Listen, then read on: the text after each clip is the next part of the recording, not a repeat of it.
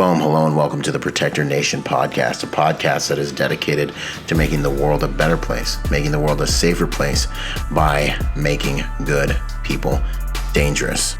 In this podcast, we're going to study and understand what it takes to protect your family, to protect your loved ones, because we all know that you have a few basic needs, food, water, and shelter, but you also have the need to protect those things. In a world and society where evil runs rampant and is sometimes left unchecked, learning how to protect yourselves and your loved ones is becoming more and more important. And so we strive to raise the level of accountability to those who would do evil on this planet by making sure that the sheep, that the flock, is more well-versed in protecting themselves and their loved ones. If that sounds interesting to you, then sit back and enjoy the show. Out.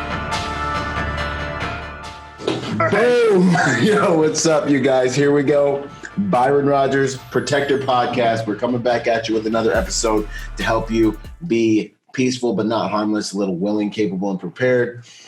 We've got Scott Babb of Libre Fighting hanging with us today. How you doing, brother? Doing good, man. How about you? I'm good, man.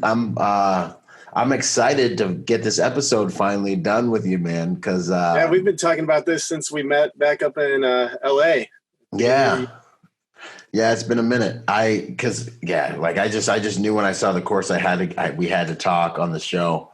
And the thing is, there's so many cool people. Like when I started this whole podcast thing, I'm like, I'm gonna run out of people to talk about. And there's so many people in this industry and so many like unique insights. Dude, I don't think you'll ever have a shortage on that front. Yeah, that's what I've learned, man. There's cool people I can't wait to get to. There's cool people that I like are, not on the back burner, but like, I like have a list. So it's extremely exciting, man. So it's really exciting to have you here.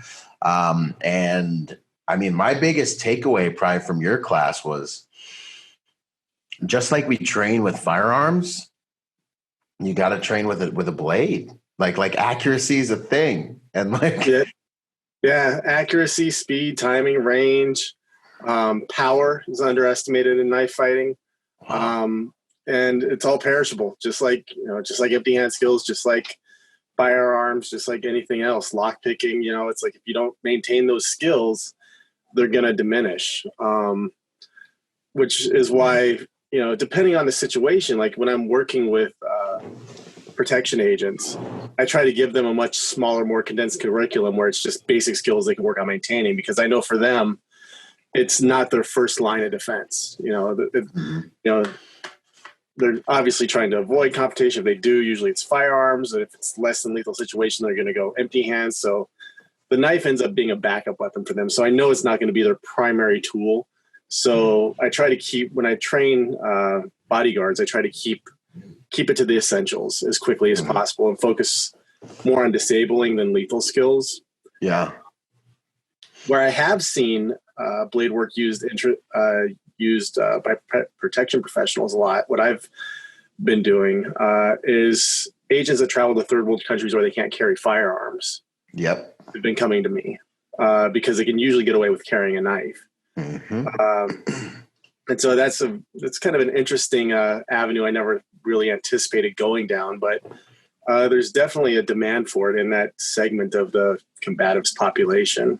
Oh yeah. Yeah. That's because that was right where my brain went, man. Like, because when you're on the road, it's like, I can't quite have a gun anywhere. So you get your knife and it's got to be something that's a little unassuming, that they won't freak out when they see you. And even in some places you almost have to, Ed's weaponology course. Yeah. I was just about to say, like, Ed's course is the best. Yeah. Like Ed does a great course on sourcing local weapons or making local weapons, putting a narrative behind it so that you can explain if you do get caught with it. That and his organic mediums course, where we actually work on the dead pigs, are phenomenal. Because until and it is kind of morbid when you're doing it, like you got this pig strung up and you're sticking this body of this pig. It's not something you're necessarily going to feel good about doing. Yeah. But from an educational standpoint, it's very illuminating when you realize how easy it is to hack apart flesh with a knife. It's till you actually do it, it's hard to contextualize it. And So I recommend everyone do that course. Yeah, 100%. You just don't know what you don't know until you try to do it. And then your cool pocket knife that was like your lightsaber hands. Yeah. Like I've had people, like when Ed and I first started working together in Mexico, which was where the organic medium stuff first started. We get people who come to us with, a decade of, blade training or Filipino martial arts training who'd never stuck a pig before. And the first time they sink a blade into it, you can actually see they're kind of horrified and, just trying to process it all at the same time. Like, wow, that was so much easier than I expected. And, it's like you gain a whole new respect for the weapon when you actually do get the chance to do that. So as morbid a concept as it is, it's something that I think is really important if you're going to be really serious about learning to work with blades. Yeah, no, 100%. I have recently, after taking your course and after, Ed's clinic on weapons and all that stuff, I honestly, man, at this point, I could say that I'm a little bit more freaked out by a person who pulls a knife on me than a person that pulls a gun, Yeah.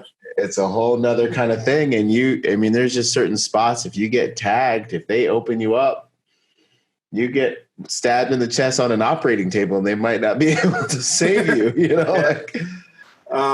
No, it's, there's something very visceral about a knife. I've had guns pulled on me before and I've had knives pulled on me, and the knives actually freak me out more than the guns. I've only had a gun once, but the having knives pulled on me freaked me out more than having a gun pointed at me. Yeah. Yeah. Because it's a whole different type of thing. It just feels more visceral. It's like this it feels more personal, more intense. It's just a different psychological thing. And it's something that I encounter a lot with I get a lot of shit for people saying, like I'm teaching overkill or doing this or doing that. And people say I should be teaching like knife disarming and, more passive knife work, how to disable someone with a knife rather than use lethal force. And if you try to get away with telling someone that in a firearms course, you get laughed out of the classroom. Yeah. Like if we're teaching a firearms course and say, okay, well, we're going to just practice winging the guy, just shooting him in the shoulder or just shooting him in the foot. Yeah. Only disarm. The industry would just think you were a joke, but with knife work, people are, in this old school mindset of, it's a lethal force tool, but you really shouldn't use it as a lethal force tool. But if you're at the point where you've drawn a knife and you're actually working with it on someone, you better be in a situation where lethal force is justified. Because you're going to have a hard time convincing someone like, oh yeah, I pulled out this knife and I hacked this dude up. But I was being very careful to miss all the lethal targets and just dice him up. It's like, if you think about what a DA is going to see, what a judge and a jury is going to see, they're just going to see you were a maniac with a knife who hacked on someone. Yeah. Either way. They're not going to. For context, it's like, I really feel like if you're in a situation where you draw a knife, it better be a situation where lethal force is justified. Yeah. It's the same as like if you're firing a gun at someone. It better be a situation where lethal force is justified. Otherwise, you're in a really bad situation, and you've really screwed up. But it goes back to that visceral nature of knives, where people just look at knives and they're like, "Ugh, that freaks me out," Yeah.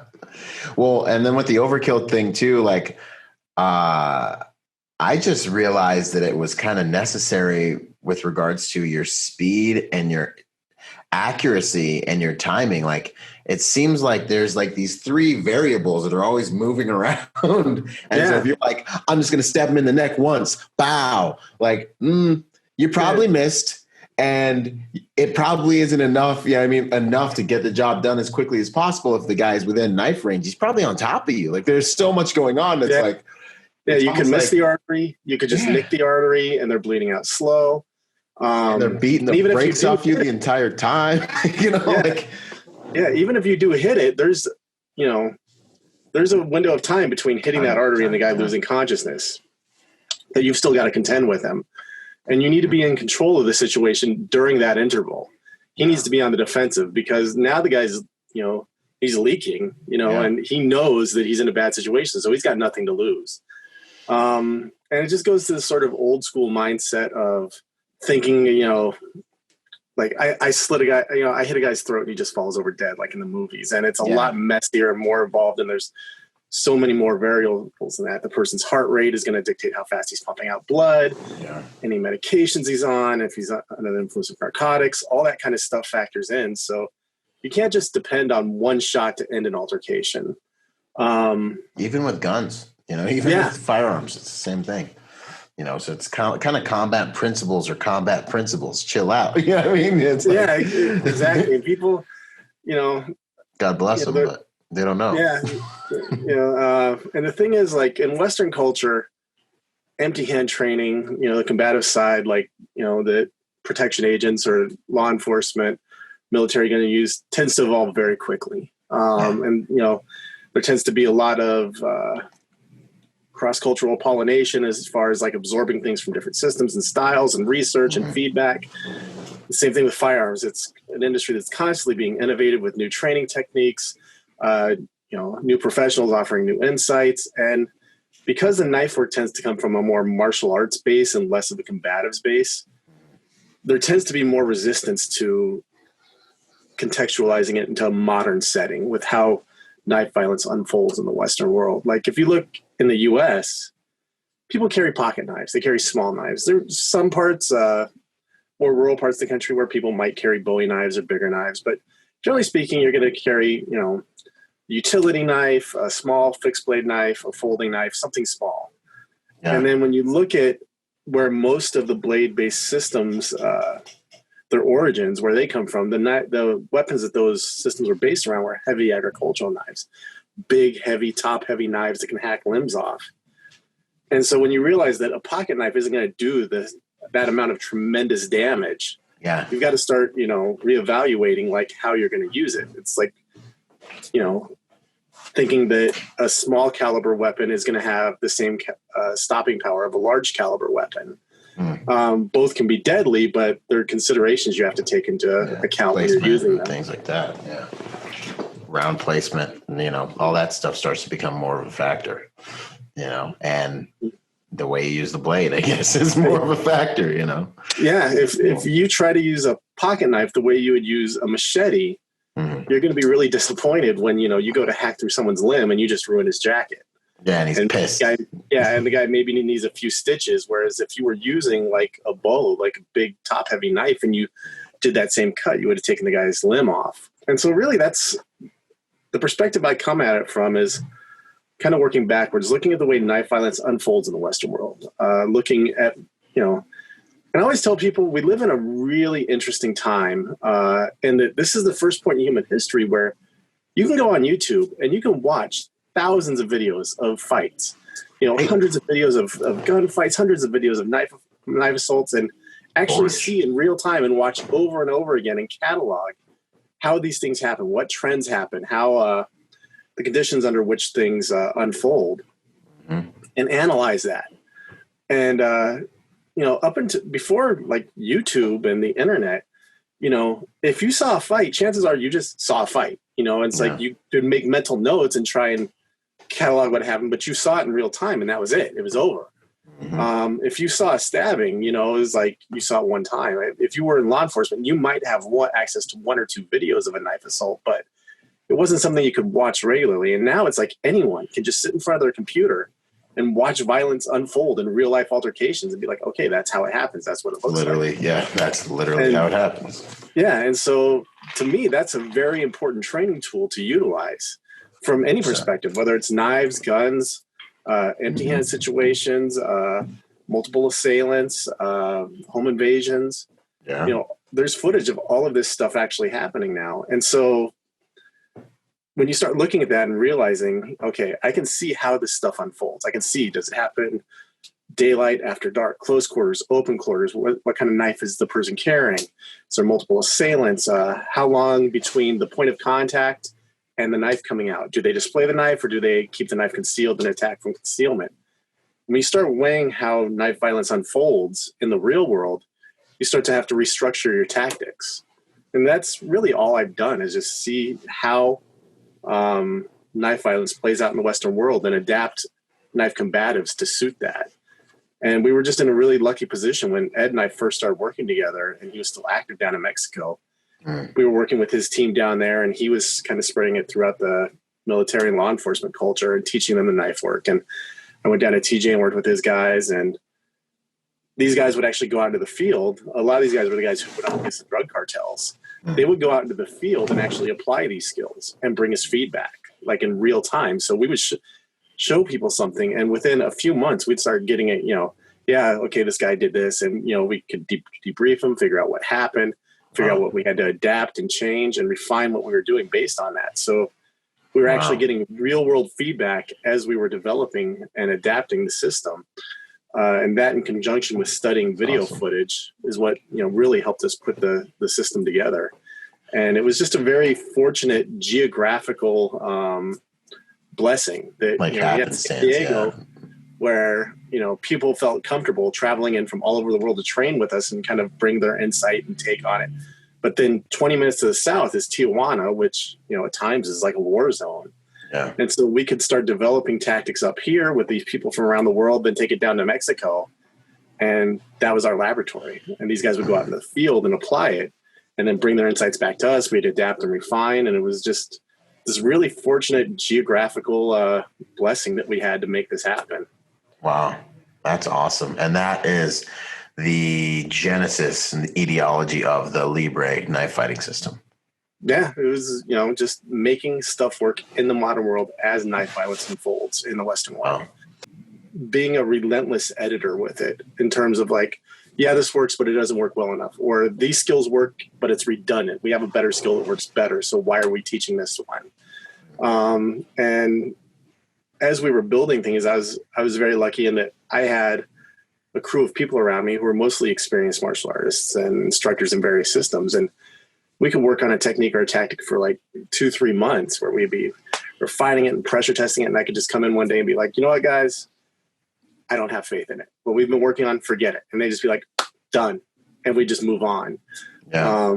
I didn't feel like I would have to sell what we were doing just because we've been practicing it. And because I had this really good group of core guys around me who trusted what we were doing, we were able to relentlessly just take things out and just get rid of things. And I'm a minimalist in that I think the system should always be getting smaller and more refined, not bigger and more complex. 100%.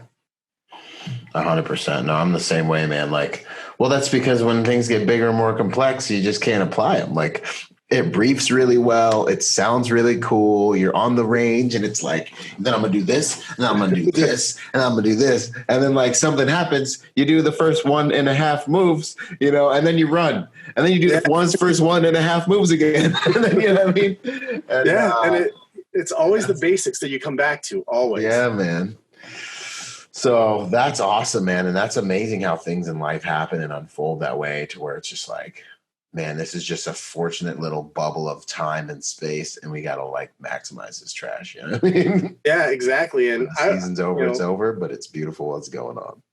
Yeah, and I realized like this is a once in a life, as it was happening, like this is a once in a lifetime opportunity. Like, we've really got to jump on this. And, I just every day feel so lucky that, and I hate to use the word lucky with stuff like this because it is such a morbid topic. Like, people were going out there and like perpetrating actual violence. It's a horrible thing.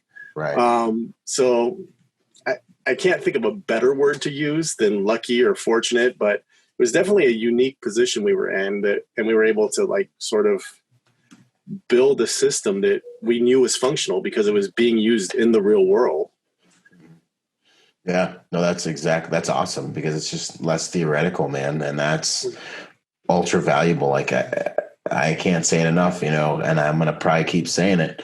One of the things with this world we live in now, I just want civilians and I want people to really pay attention to the people they follow and listen to, because you need to know if that guy's really has an understanding of what he's teaching you or if it's just good marketing. You know what I'm saying? And, in the combative side of things, there's some legit guys who've really been there, done that, and phenomenal. They know their stuff inside and out. They know the material. They've applied it. They know how to teach it. They know how to produce skilled students. But there's also a lot of people who are just faking it, just out there talking shit. They know how to play the social media game. They look They know how cool. to get people's interest. Yeah. Like one thing that I see a lot of guys doing is even guys with backgrounds. I've even seen guys with backgrounds before, and I'm watching them, and I'm like, bro, maybe for you that works. God bless you. You know what I mean? Like, so you really got to look into the people you choose to follow. Even if they have the cool background, it still isn't make them gospel. And Bruce Lee, everything. Absorb what's useful, disregard what's useless, and add was essentially your own. Anyway, sorry to interrupt you. And when you look at Bruce Lee, you know, the most revolutionary modern martial artist in the modern world. Yeah. Like his background was he trained some in Wing Chun in China. You know, it's like he had a few years of training in China, came over here, realized he was more skilled than everyone else, and then started just, you know, studying fencing and boxing and blending that with what he knew. But it's not like he's some guy who went out and studied for, you know, 3 or 4 decades and then, you know, mastered several different systems and trimmed it down and put this together, you know, as an old man. He was 31 when he died. You know, he started doing this shit in his 20s with, you know, in terms of, you know, the training he had was obviously quality training, but it wasn't like a huge quantity where it's like he'd been training for 20 years or 30 years beforehand, but he had the mind for it. You know, he had real life fight experience. He was fighting in China. He knew how violence unfolded. He was wicked smart. If you ever read his writings, his poetry, everything he ever wrote, you could tell he was just a phenomenally intelligent person. And a naturally gifted athlete. But again, you know, it's not like he was out there, you know, competing on the tournament circuit or doing this, you know, it's like he just brought real world experience to it. So if you stacked his resume up in terms of like, you know, guys who have instructorships and, you know, multiple systems and world titles and stuff like that, his resume didn't look that impressive, but his skills spoke for themselves. Wow. Yeah. I never really thought about that with regards to Bruce, man. That's interesting. Well, a few of the main intro questions. We just started flowing there, man. That's good stuff. I feel like that was a really chewy first quarter. You know what I mean? For people to take in about knife fighting. That's good stuff, man. So a few things I know that they always want to know is, who are you at your core? I like to understand the man behind the work. You know what I mean? Honestly, man, I'm just an ordinary dickhead who's pretty good with a knife. I'm not trying to be anyone's guru or life coach or master. I've started to throw people out of seminars for calling me master before. Yeah. You know, I'm not trying to, you know, be anyone's spiritual leader or life coach or anything like that. I'm good at one thing. I'm good at using a knife, and I'm good at teaching people how to use a knife. And I don't try to be anything more than that to people. You know, I screen who I teach. I don't put my address online. You know, I make people email me so I can do a little bit of a background check, feel them out, make sure they're okay. Because knife work does attract a lot of weird fucking people. I can only imagine, especially with the internet. Oh, dude, every time I open a chapter, I tell the chapter head, okay, screen people because you're going to get weirdos coming out. And they're always like, nah, it's not like that where I am. And then like 3-4 months later, I get an email like, dude, you were right. What the hell? But, you know, it's like once I know that the people who are coming to me to learn, you know, that they're, you know, good people, they're mentally stable, they're not going to go out and perpetrate violence, or they're not going to overreact to a situation. You know, to me, it's like, I'm going to show you how to be efficient with a knife.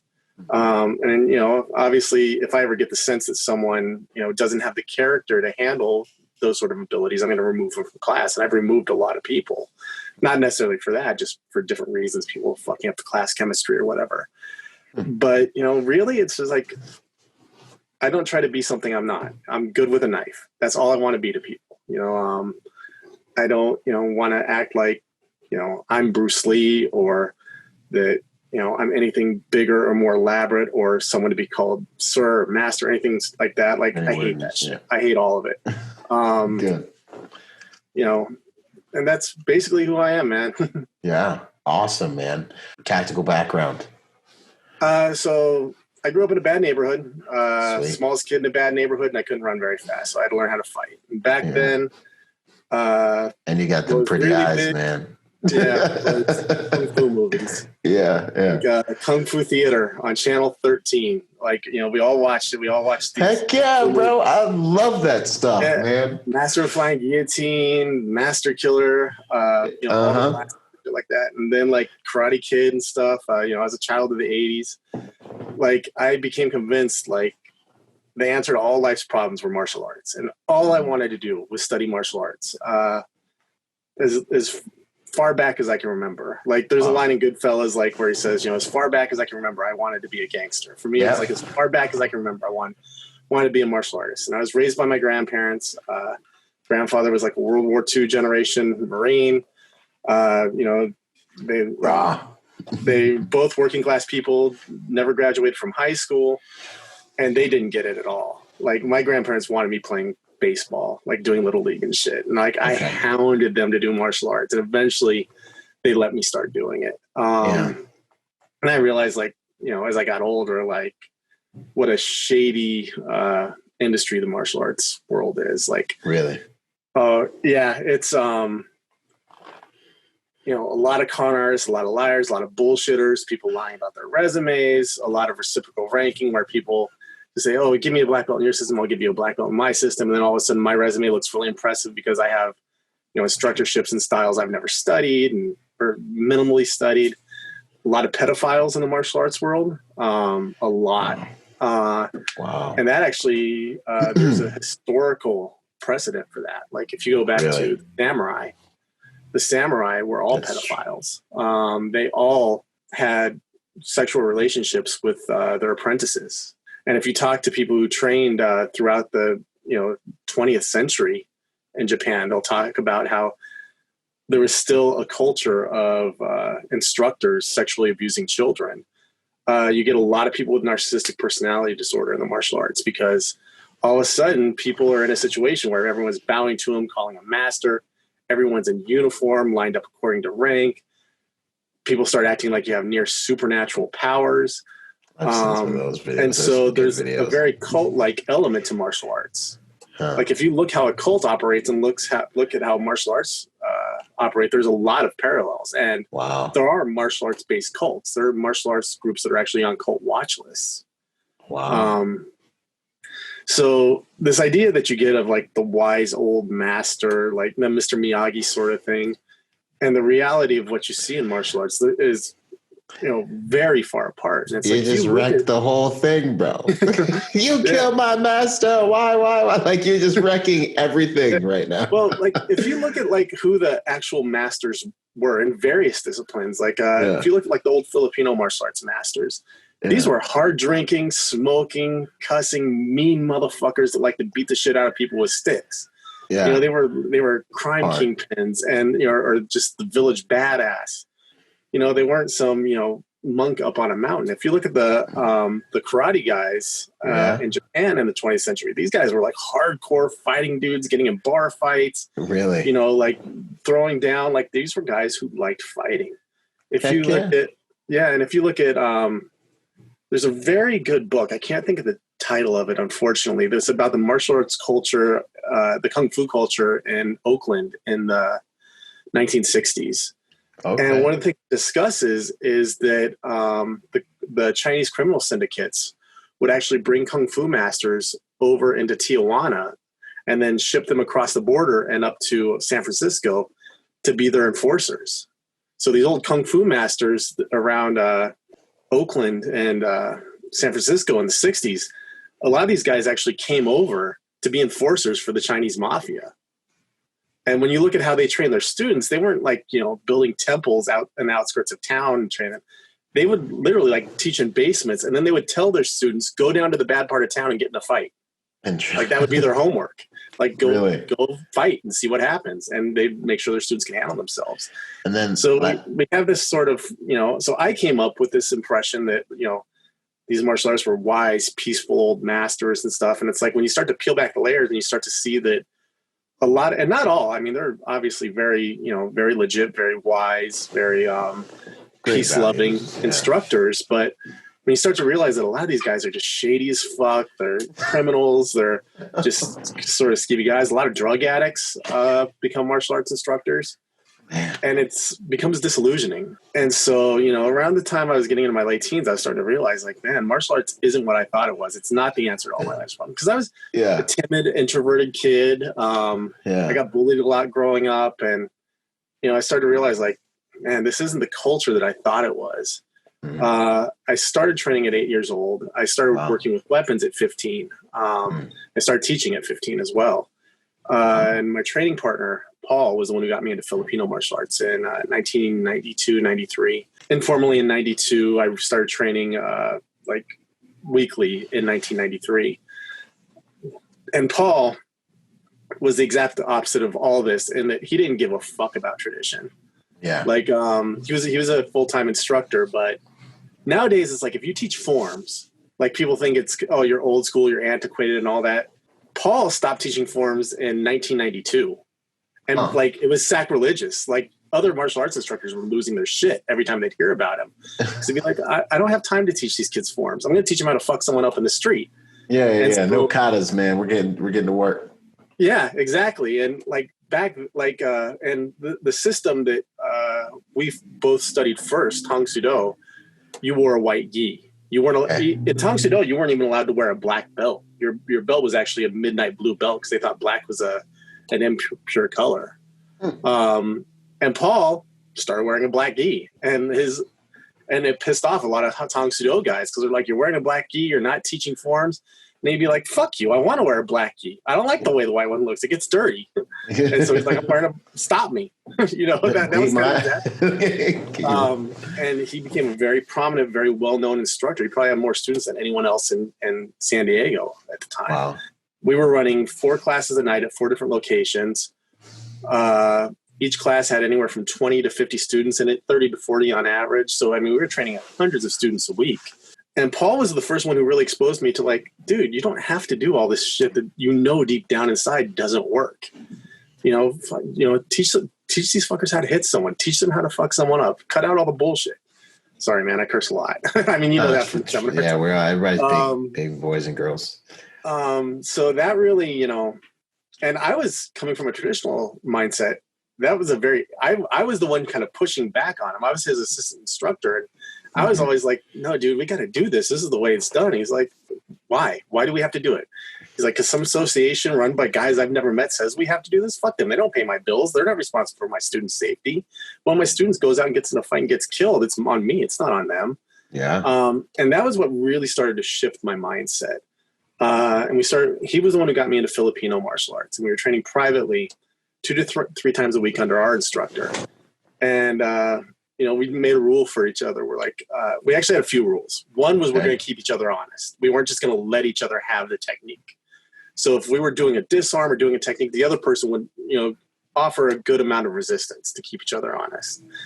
The other thing was we made a rule where we couldn't miss class without the permission of the other. So if I wasn't feeling good or whatever, I was tired or just, I'd have to call him up and be like, dude, man, I'm not feeling it. Can I get a pass? And he'd be like, are you dying? No. Fuck you, class. And so like the 7 years we trained privately under our instructor, I can count on one hand all the classes I missed. Wow. We were really active on the demo circuit. We were doing, up to 2-3 demos a month sometimes. Wow. We were training with live blades. I still have some small scars on my hands from machetes and stuff like that. We just pushed each other really, really hard. Coming from a Korean background initially as a child, I was always very comfortable with my kicks. Started to develop a hernia, and I wasn't able to kick anymore. So that's what got me into boxing. And boxing really shifted my perspective. And I tell people, if you really want to get serious about empty hand combatives training, box for a year. Find a good, ratty, tore up boxing gym, the kind with duct tape around the heavy bags that smells like sweat and piss and blood, with the focus mitts taped up, like everything looks like it's falling apart. You walk in, sketchy looking dudes jumping rope, fucking coaches screaming at people. Go work in one of those places for a year. Yeah. Get your head rocked a little bit, get lit up, learn how to fight, learn how to take a punch, how to give a punch. That'll, it'll condition you, it'll get you in great shape. It will give you a really good bullshit filter. Because once you boxed for a year, you'll start looking at other stuff and be like, dude, that's not going to work, man. I know how to hit someone, and I know that's not going to hurt. or I know you're not going to land that. Teach you range, accuracy, timing, distancing. And that really, that was the first time I really started to gain an appreciation for the more Western martial arts. I'd fenced in college and enjoyed it, but I really didn't think of it as martial arts. But after I boxed for a while, I revisited that and started to realize there actually are combatives applications as far as principles, obviously not fighting with a sword. So that's when I started getting into boxing. I studied Kung Fu at that time. Like I said, I've been teaching since I was 15. When Paul retired from teaching, I took over and started teaching a class, filtered out all the kids, started working with adults. Nice. That's when we started putting together Libre. And that came about just because my students always wanted to work knife stuff. Yeah. And I was never comfortable with the knife work I've been taught, because the knife work that I've been taught didn't reflect how we sparred with knives. We do certain amount, we do all these drills, movements and that load and stuff. Then we spar and we'd like hang back, cutting each other. Then when I started seeing how knife violence unfolds in the real world, like seeing footage, the first, few incidents that leaked online and started appearing and saying like, this isn't how knife violence unfolds. And my students were really fascinated with knife work. So I said, okay, guys, if you want to do knife, we're going to do it right. That means we're starting from scratch and pressure testing everything. And so we just literally started rebuilding from the ground up.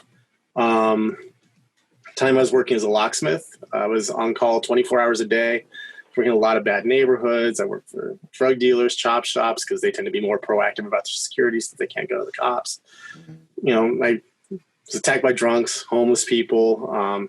That's where I had a lady pull a gun on me once. She was actually one of my regular clients. Incidents like pull a gun on you. Oh yeah, it was. She was always throwing her boyfriend out of the house, and she was a kid.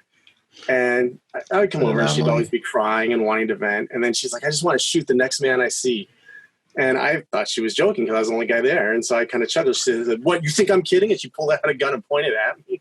And as much as I'd like to tell you, I threw a smoke bomb and ninja rolled and disarmed her. And no, it was soft skills. Like I was like, I won't say her name, but I was like, I know you're upset. I know you go through this. We go through this 2-3 times a year. I know he's got you upset, but you know me. I'm on your side with this. I'm here. Freaking shoot me. So I came over and hugged her and took the gun away, took the bullets out, and handed it back to her, calmed her down. You go into domestic disputes a lot where you just be wreaking a house, and the neighbors would call the husband and be like, hey, dude, you better get home. She's locking you out. And the husband would show up wanting a fight. People tricking you into repossessing cars sometimes. Really? I'm not a repo agent, but a lot of times you wouldn't know until the guy came storming out of the house. Like, what are you doing? Or so, it was like, had bats pulled on me, knives. Just kind of more just real world experience kind of thing. And when you start getting in those situations regularly, you start feeling that adrenaline dump regularly. And you start to realize, like, that really slick disarm that I love, I couldn't pull that off. Not going to work off right now. Yeah. And there was one incident where 2 guys had baseball bats, and I had a mag light and a utility knife, like a spade daga. I mean, most ridiculous situation imaginable. Like, I was literally like doing a spade daga against 2 guys with sticks. Like, I thought I was really going to have to fight for my life in this situation. And I was young, and I was in my 20s, and they'd come out and, threaten me, and I felt, challenged. So, I came back and we're screaming at each other. Fortunately, one of their uncles came out and cooled the situation down. But what was going through my head wasn't like, oh yeah, I'm going to do that slick ass disarm and then I'm going to take this dude down. Right. And I remember this so vividly. What my thought was, why did I waste so much time doing bullshit I knew wouldn't work? All the sayas, which are forms in Filipino martial arts, all the slick disarms, all the intricate stuff. I was thinking, why the fuck wasn't I sparring? Why was I beating on the fucking bag with my sticks? All those fucking months and months I wasted doing stuff that deep down inside I knew I'd never really trust my life to. And then I knew, like, in that state of mind where it's like your tunnel vision and your limbs are heavy and your heart's beating and you hear your heartbeat in your ears. And that for me became like, if I can't perform a task or a skill in this situation, I'm not going to teach it because I'm just wasting my students' time. And then Ed reached out to me. I wasn't super well known back then. And Ed had been trying to contact different knife fighting instructors in the U.S. to come down to Mexico. And all these guys who were like very prominent instructors, like, no, I'm not going to Mexico. No way. I grew up in San Diego. Like if you grew up in San Diego, Mexico's Tijuana's your backyard. Like you turn 18, everyone goes down to TJ when they turn 18 until they turn 21 because you can drink down there, and you party and you get into trouble and shit. So I was very comfortable in Mexico. So he's like, dude, would you come to Mexico? I was like, yeah. He's like, really? I'm like, yeah. I'm down to Mexico all the time. And it was funny because at the time, like Ed was still working. He wasn't the high profile person he is now. He'd never shown his face online. And we talked for about a year trying to get things arranged. And then I was doing a seminar and he just showed up and he's like, hey, I'm Ed. And I'm like, dude, you're a kid, man. Like I literally had this image in my mind, like, cause I had a vague idea of what he did. You know, he probably talked about his work. I was literally picturing Danny Trejo. Like some 50-year-old guy with a scraggly face all tatted up. Just hard, you know. Yeah, he walks in, you know, young, smiling, you know, being that sort of charming, outgoing, you know, guy. And I was like, he's like, dude, in my work, I'm a senior citizen. He's like, by the time you hit 30, you're either on a desk or working for the cartels. Wow. And then he started asking me, he's like, well, what would you do if the guy was wearing body armor? And I was like, oh, dude, I love questions like that. And so we just started riffing on that in the seminar. And then like, as soon as after that, he was like, dude, man, let's work together. And, you know, then that's when we actually got to start training the guys down there and started getting real world feedback and adapting. But I mean, really my tactical experience, I was a kid who grew up in a bad neighborhood. I got in a lot of fights, got my ass kicked a lot. I knew what it was like to like be scared when you leave your house and you see those guys on the corner that fucked with you last week. And it's like, oh, fuck. You know, now I'm, you know, 6 feet tall, 200 pounds. People tend to leave me alone, but it was like I was a small kid in a bad neighborhood. I got fucked with a lot. And that lasted, you know, until a bit into high school. And then like, as I gained more martial arts experience and stuff, I got more confident. And I started to realize that generally you're victimized because of your mindset, not your size, not your social status, not any of that. It's that if you have the mindset of approaching life like a victim, you're going to be a victim. If you have the mindset that you're not going to be a victim, most people will leave you alone. They'll sense it. Yeah, they can. Yeah, you know, it's just an evolutionary thing. You know, animals don't attack other animals that they expect are going to fight back. They go for the weakest in the herd. Absolutely. So that's what's up. No, I mean, there's a lot of experience there. That was good, man. That was like a little journey. That was like going on a journey with you, bro. That's what that was like, man. That was good. What would you say about daily knife, like EDC knife selection? People tend to be disappointed when they ask me about my knife preferences and stuff, because I talk about the non-sexy stuff. Or like, you know, what kind of metal do you like? You know, do you like, you know, a Tonto or a Persian or all that? And to me, like the most important thing for an EDC carrying knife is a knife you're going to carry every day. Like, I knew it would be something like this. It's got to be a knife. Good to go. Like, no, well, what I mean by that is like you can go on, you can buy some, you know, $2,000, you know, custom made tactical folder that has all the best parts and machined by a master, and it's a bitchin' knife. It's got spirits in it. And if it's a big, heavy, bulky knife that you get sick of having in your pocket every day, you're not going to carry it. Yeah. So the knife's worthless to you because it's not something that you're going to carry every day. So for me, what I look for first and foremost is this a knife that's going to be inconvenient for me? Am I going to get sick of having to reach around this to dig into my pocket? Does it feel awkward? Does it look bulky in my pocket? Is it something that's a hassle to carry, or is it something I can stick in my pocket and forget about? Which is one of the things I like about Spydercos is that they're thin and light. Yeah. So you could just stick it in your pocket and forget about it until you need it. Because I can't tell you how many times people, you know, show me their knives and stuff like that. I'm like, did you carry this one? I'm like, oh, no, this is too big to carry. Or now this one's heavier. This is that. So first and foremost, the most important thing to me is it a knife that you're just going to be comfortable carrying every day? Which is the same thing that you think about in protection work. It's like, are you going to carry like some big ass fucking hand cannon that you can't keep concealed and that, you know, it's just like it's a headache, you know, heavy and awkward? Or are you going to carry something that you're comfortable carrying day after day after day that can just become a part of your wardrobe? Yeah. Beyond that, I quote John Lennon. I'm an artist. You give me a tuba, I'll get you something out of it. You know, you give me something sharp and pointy, I'll make it work. Yeah.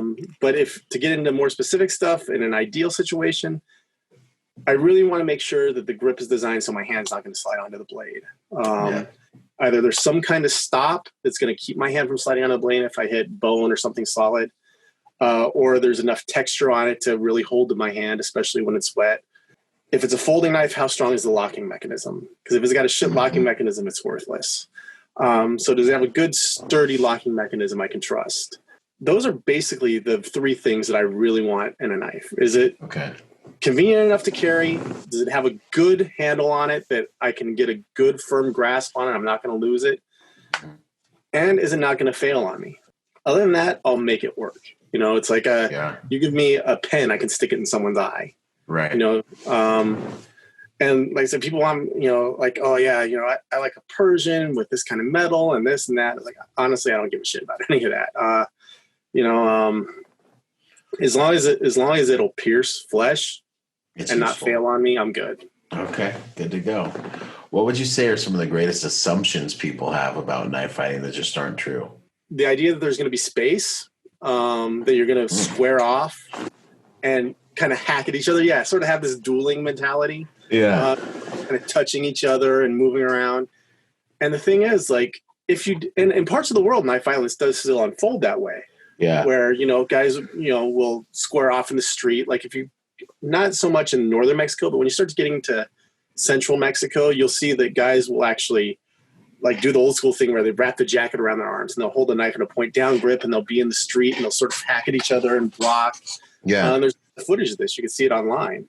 Oh yeah, but like where we are in the U.S., you don't see stuff like that. You don't see two guys, you know, say, okay, we're going to handle this and wrap the jackets around their arm and square off and hack each other, or, you know, hold their knife like in a saber grip and sit around each other and kind of touch each other. And if you did find yourself in that situation where, you know, you're 6 feet apart, reaching in, trying to pick each other apart, as much as it's going to damage my fragile male ego, I'm going to remove myself from that situation. Yeah, faster than you, food pimp. I'm not going to risk the criminal liability, the civil liability, the moral ramifications, the psychological ramifications of having to take someone's life and risk my own life just for my ego.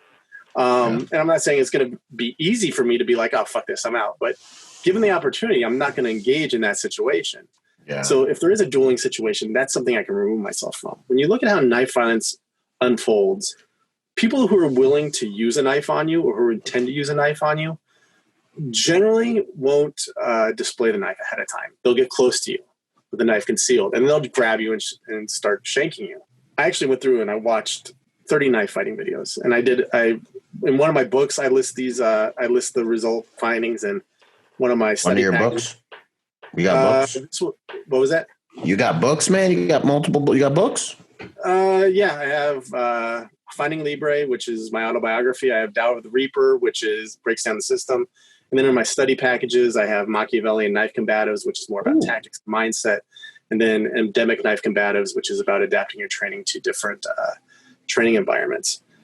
Tao of the Reaper, I actually did a study where I just broke down like everything I found in CC footage of knife assaults. Happened after dark and daylight. Was it close quarters, inside, outside? What kind of knife was used? How long between making contact with the victim and stabbing them? What grip was used? Where were they stabbed? Were they attacked from front or behind? And then I just broke down, like, this is how knife violence actually unfolds in the Western world. And if you look at how the average knife assault happens, and obviously there are anomalies. It's not always going to be this way, but typically what you're going to see is if someone intends to use a knife, they're going to keep it concealed. They're not going to draw the knife and wave it around. If they're showing the knife, there are instances where the knife is shown, but it's being used as a compliance tool. It's being used as part of an abduction, a robbery, a sexual assault, where they're trying to coerce something. If someone intends to stick you, they're going to keep the knife concealed. They get in close within 2 to 3 feet. Generally speaking, they'll usually stab within 10 seconds of making contact.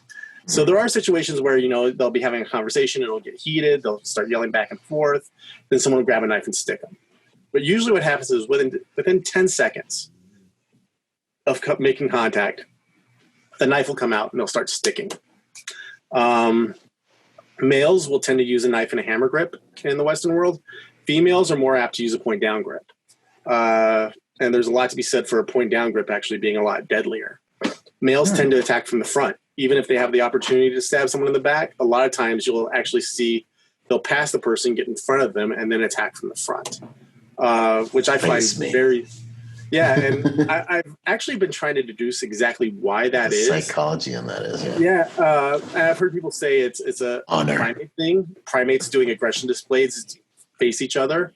One interesting theory I heard from a psychologist, I'm not sure I buy this, but it's a novel theory, is men psychologically have trouble processing the idea of penetrating another man from behind, because it ties into like homosexuality on a psychological level.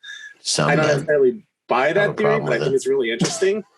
But so when you start looking at how knife violence occurs, it's face to face. It happens within 2 to 3 feet.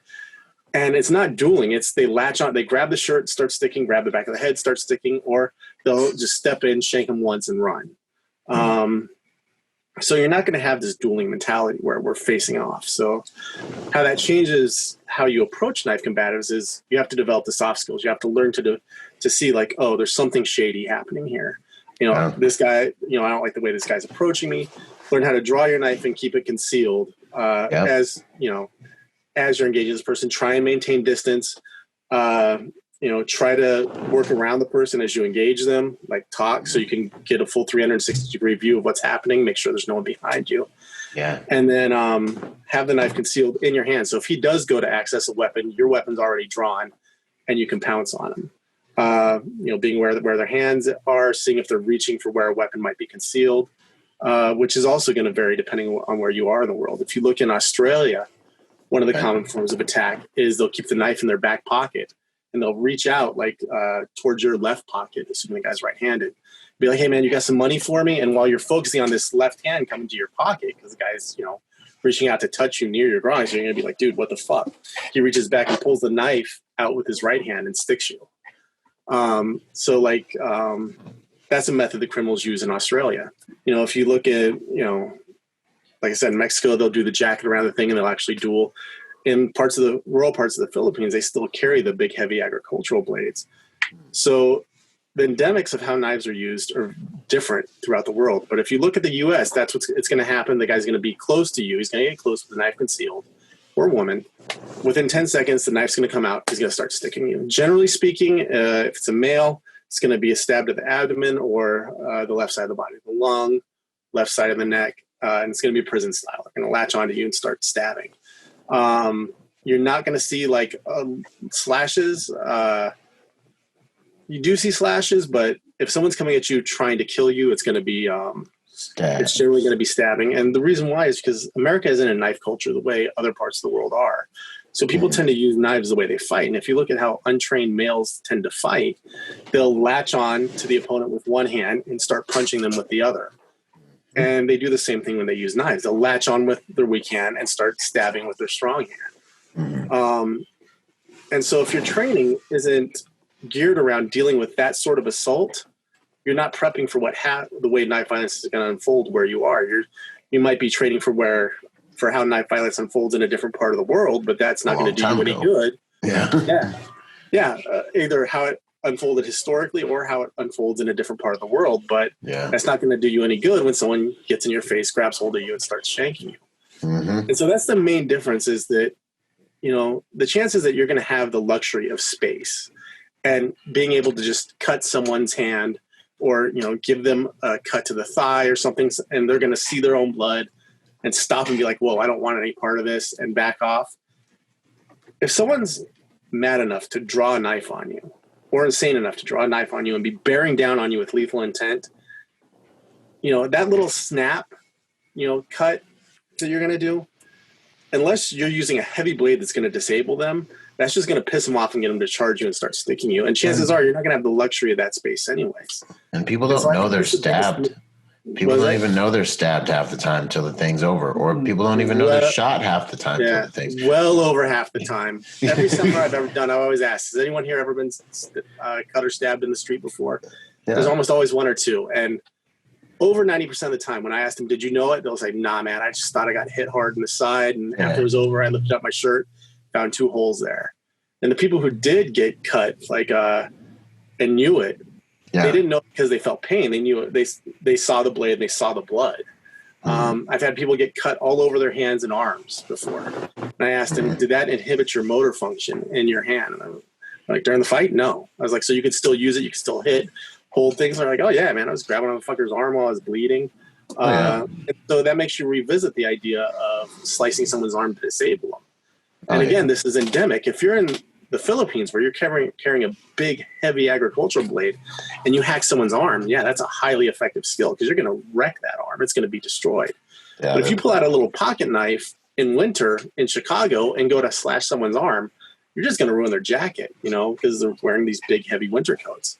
If they're wearing a leather jacket and you go to slice that, you're not going to disable their arm. And even if their bare arm, if you're using an average pocket knife, unless you get a good deep cut to the underside of the arm that really severs the major tendons in there, you're not going to inhibit their motor function enough to disarm them.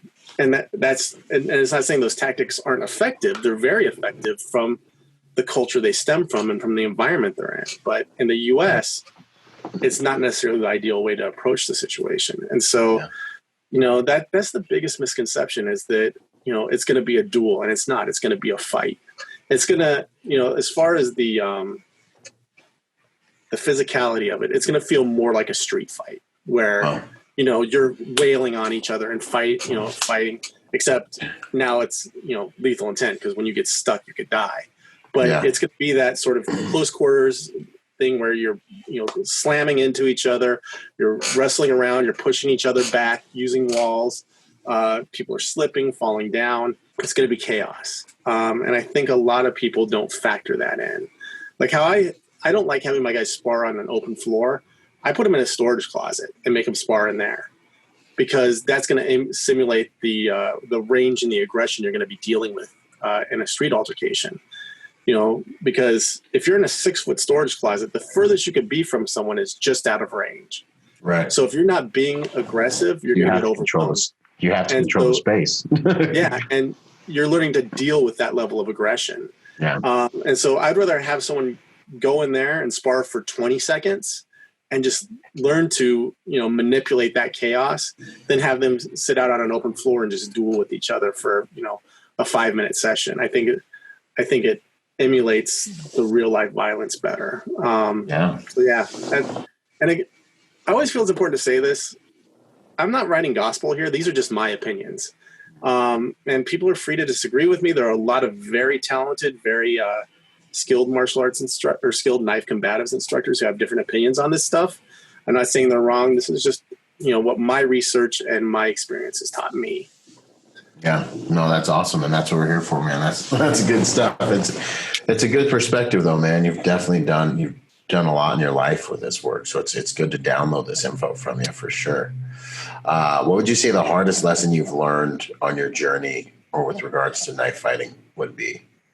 As far as being the head of an organization, it's learning that people just aren't going to get along. It's managing personalities is like part of the thing. Yes. And that is so much harder for me than anything else. Like when it comes to teaching seminars, writing books, making DVDs, all that stuff comes very naturally to me. But when you have an international organization and understanding, people come from different cultures, different backgrounds, people will say something innocently, but someone from a different culture will take offense to that because in their culture it's considered rude. People from different parts of the political spectrum, people with different religious beliefs, and they're all going to collide. And trying to manage that was the hardest thing for me. When it comes to knife combatives, the hardest lesson I had to learn was it's okay to look at the way I was trained coming up and look at things that are just considered, this is just how it's done. This is how it's always been done. To have the balls to look at that and be like, yeah, but it's wrong. It doesn't work. Or there's a better way to do it. And just giving myself permission to let it go, which seems simple, but since I grew up in a traditional background and I still have a lot of respect for my old teachers and the way they do things, and I still love traditional martial arts, to just be able to say like, yes, I love that. I appreciate that. And I appreciate the roots where this comes from. But I'm not going to do it, and I'm not going to advocate it anymore, and just kind of let the chips fall where they may. And I'm a person who believes that traditional martial arts does still have a place in the martial arts world, and that it's important that even people on the combative side of things like me, it's important to see where these principles came from. The same way it's important for musicians to study classical music. To say like, oh, well, Mozart doesn't count anymore. Bach or Brahms, all those guys, they don't count anymore. I'm going to study, more modern artists. I think, the Backstreet Boys is more relevant than Mozart and stuff like that. It's just a really ignorant sort of mindset to come with. So even though like a lot of stuff you see in traditional martial arts doesn't translate to modern society well, I think it's important that these arts are preserved so we can look at the culture and the background and the mindset and see how techniques evolved and still be able to draw from that collective knowledge. So a lot of people think I'm anti-traditional martial arts because I don't teach traditional martial arts, and that's not the case. I think that it's very important that those stay preserved. But that being said, I don't do it. I think that's someone else's job. It's someone else's job to preserve that. That's not the world I work in, but I think their work is still important. And for me, that was the hardest thing to reconcile mentally. Outstanding. Okay. What would you say is your proudest moments on your journey? Proudest moment, Probably on the path of the blade. Yeah. I would love to say it was something more intellectual than this, but really the first time I taught in London, really, where it was like, I actually because I didn't set out with the intention of growing Libre into an organization, let alone an international organization. I took up martial arts just because I was tired of getting my ass kicked. So this wasn't a path that I plotted from childhood. But when I was just sitting over there in London, did a big seminar over there, we had 53 people show up. Had people come in from Ireland, Finland, Scotland, had some people come over from Japan. I was in my early 30s at the time, and I did this seminar, and it was great. And, I was on this total high, and I was also completely jet lagged. I hadn't been sleeping. It was the first time I'd traveled internationally, and just realizing, man, I'm in London, and I just taught people from all these different countries came to learn from me. It was just this sort of surreal moment where it's like, fuck, man, how the fuck did I end up here? Yeah. And then the second time I went back to London, I was staying at this flat. It was on top floor, and there's a balcony, and it was raining, and I'm from Southern California, so I never get to experience rain. So anytime it rains, I like to go in it. And I was just sitting out on the balcony, and I was listening to the Smiths, and it was raining, and I was looking out over the London skyline, and I was just like, fuck, man. Fuck. This is cool. Mm-hmm. Yeah. And, that for me was like the biggest mind shift for me. And I was like, fuck, man. And I've had lots of big moments like that. Ed and I did a seminar in Mexico City where we had over 90 people show up, and wow.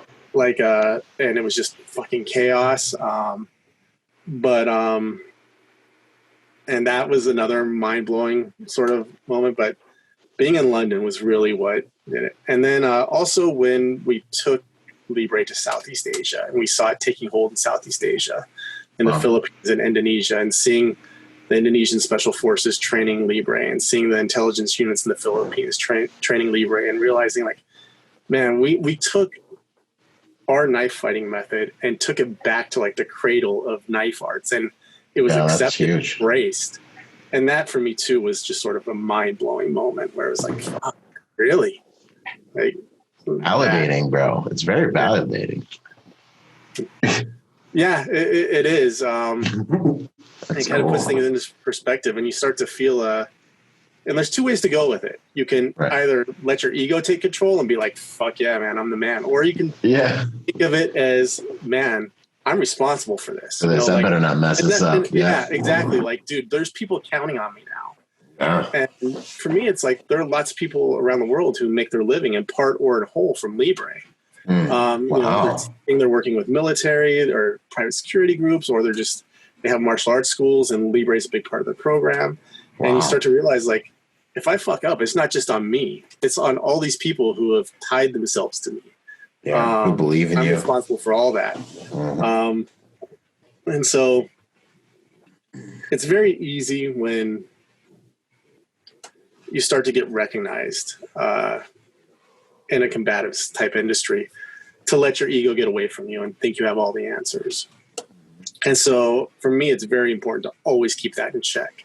and have people around you who you trust, who, will keep you grounded and who will challenge you. I'm a amateur student of Machiavelli, but it's something I study regularly. I've read The Prince at least a dozen times. And this is one of the things that Machiavelli talks about is it's important for a leader to have people around him who he trusts, who will give him sound advice and let him know when he's fucking up and not fear repercussions from that. So that's something I always try to keep in mind is like, I have to have people around me who, are doubters. Who'll say like, dude, I'm not sure about this, or dude, why are you doing this? Or dude, explain this to me, or dude, you're fucking up. And be able to stop and be like, okay, you're right. Or to be able to objectively look at their advice and look at your own and be like, I think I'm right on this one, and be willing to be wrong about it. Yeah. And tell people like, hey, I respect your opinion. I see where you're coming from, and you might be right, but we're going to move ahead this way. And if it fucks up, it's my fault. And accepting responsibility. And so, for me, it's very important to make sure your sense of responsibility outweighs your sense of ego. I'm a big proponent of service-oriented management, having the mindset that it's a manager's job to make his subordinates' jobs easier. Like I try to think of it as I work for my chapter heads. My job is to give them the tools to be successful. I'm not, the master up on the mountain and all these guys are serving me, and I'm the king and they're my subjects. I really try to approach it from the mindset that, my job is to empower them and make them successful. And if things aren't going well for them, that's on me because I'm failing at my job. Yeah. Awesome, man. That's awesome. You said it all right there, man. Right before our closing questions, one last action question I was wanting to ask you. I forgot to ask you because we didn't even go on the script. Someone pulls a knife on you. What are your primary considerations? What are your thoughts initially? Escape. Because the thing about knife work is even if you're really, really good, even if you're far more skilled than the person who pulls a knife on you, all it takes is just one lucky cut to an artery.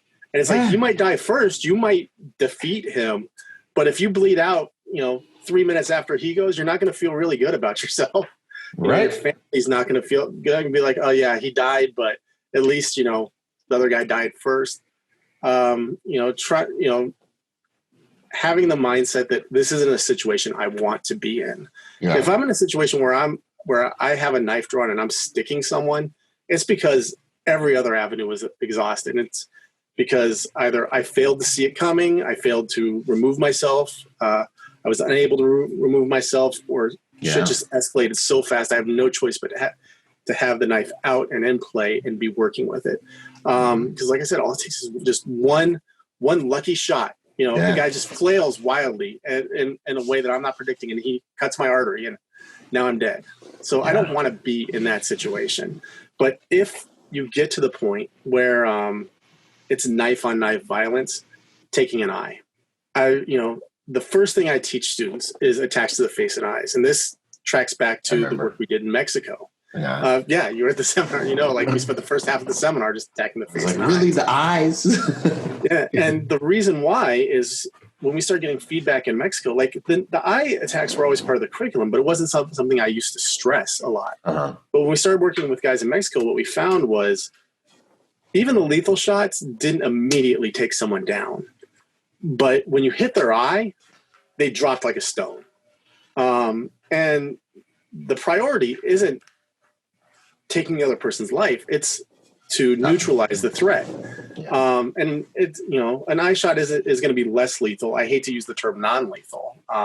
You could go for an eye shot and he moves weird and you hit an artery and now he dies. But, generally speaking, it's going to be a less lethal shot. It's going to end the altercation quickly, or at least stun them enough to remove yourself from the situation. And it's immediate. It's not like hitting an artery where the guy fights and then looks down and sees blood and freaks out. And then he starts to go into shock and you're dealing with this. It's like you hit the eye, the guy clutches it, falls to the ground, and, you can make decisions. If you have to press and keep attacking, you can. If there's a secondary opponent, you can move on to them. You can find an avenue of escape. And that's, it's as much as I would like to have some sort of, very involved tactical insight as far as have some acronym that I could break down, like, you hit this point, that point, that SARS, point. strike, arrange. I don't know. Yeah. To me, it's like my initial response, if shit's jumping off, if the violence is going to happen, is I want to stick the knife in their eye. And when I train on my own, on my Babb dummy, that's what I work more than anything else. Like, I am very, very comfortable with the idea that I could stab someone in the eye. And that's based on the fact that we had people who did it, who cut people's face, who hit their eye. And we know the feedback was they dropped like a stone. We did have one incident where a dude stabbed someone in the eye and there was no reaction at all. And it actually happened when Ed and I did that seminar down in Mexico City. The incident happened the night we landed. We weren't there. But a guy was coming out of his Libre class and two guys went to mug him. There was a big guy and a little guy. And the big guy was just apparently completely drugged out of his mind. It was like a zombie. And so he walked out, and where they hold the class is a bad neighborhood. A lot of muggings happen there.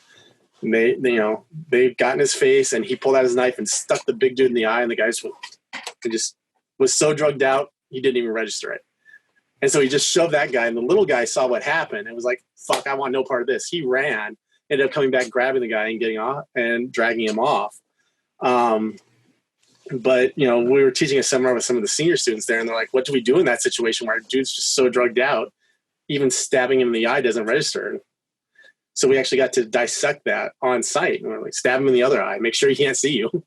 Yeah. But other than that, like every incident we've had where the face or the eyes was attacked, the people just dropped immediately. So to me, that's the sort of, basic principle where it's like, if you want to get good at really one thing, master attacking the person's eyes, because that's what's going to end the altercation quickly. And once you get an eye, if you need to move on to lethal force, they're going to be incapacitated enough that, they're not going to be able to mount the same kind of defense they could otherwise. I said, I wish I had something more involved, but really that's it. No, that's wisdom is generally simple, just not easy. Yeah. It's like, eat less than eat less calories than you burn. You'll lose weight. It'll be great. Lose weight, some grilled chicken. Well, I don't want to eat grilled chicken every day. Well, this is what works. Yeah. Start jogging and eat some grilled chicken. You'll be good. I wish it was sexier, That's what's up, man.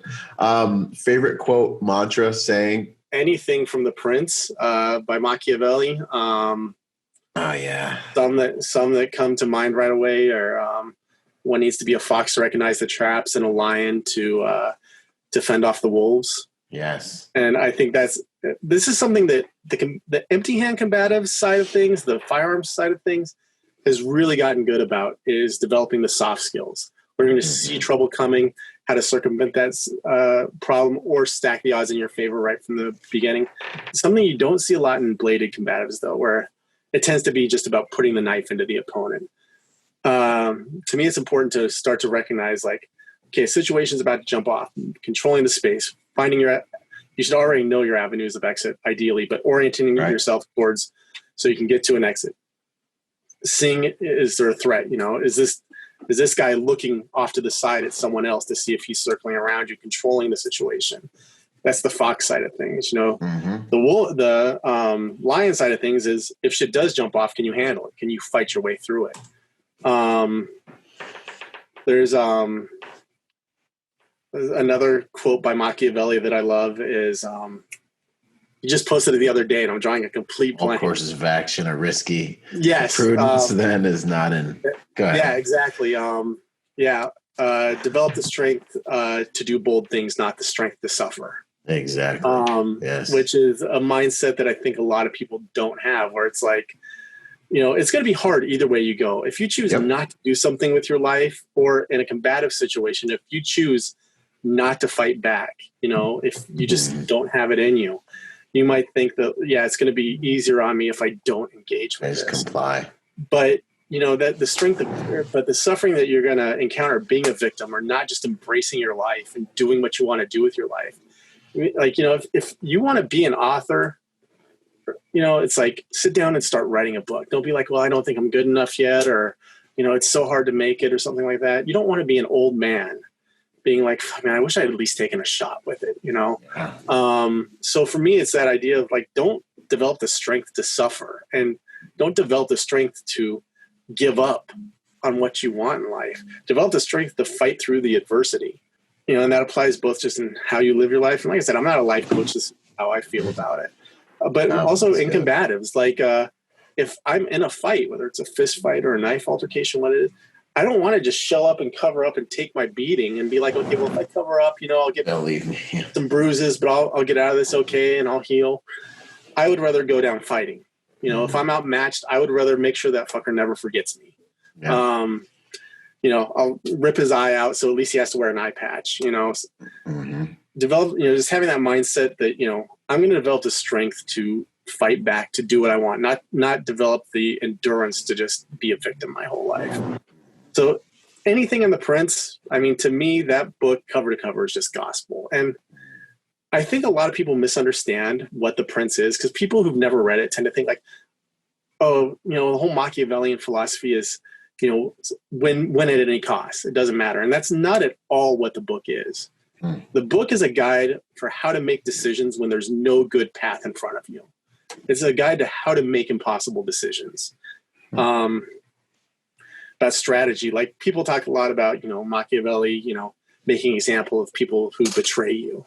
But he also advocates forgiveness. He says if someone commits a minor infraction against you, forgive them, let them back in, because they'll go out of their way to display loyalty to you. He talks about the power too, man. Yeah. And he talks about the idea of caress or kill, and nothing in between. And by caress or kill, that's like your enemies fucking destroy them. Obviously in modern society, we're not going to actually murder someone, but the people who are against you, annihilate them. But the people who treat you well, you need to treat them well and make them feel appreciated at all times, and look out for them and protect them, because that's rare. And that's the part of the Machiavellian philosophy I think people miss out on, is it's not about success at all costs. It's about how to succeed when there's no good path forward. I 100%. I agree. You're making me have to go ahead and get back into my Machiavelli phase, man. I was all up on it for a minute, and then I haven't gone back there for a while. I had that itch yesterday. That's why I posted that quote. It's one of my favorite quotes. Yeah, it's like on my website.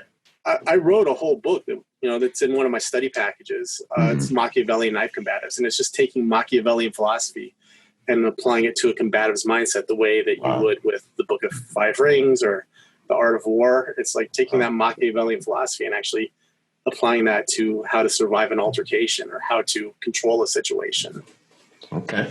Awesome, man. That's good stuff. I'm going to have to check these books out. Maybe have you back on to do a review, like a book review or something. Yeah, I'll get some stuff out to you. I'll send you some stuff. You can check it out. Awesome, brother. Thank you. That'll be good.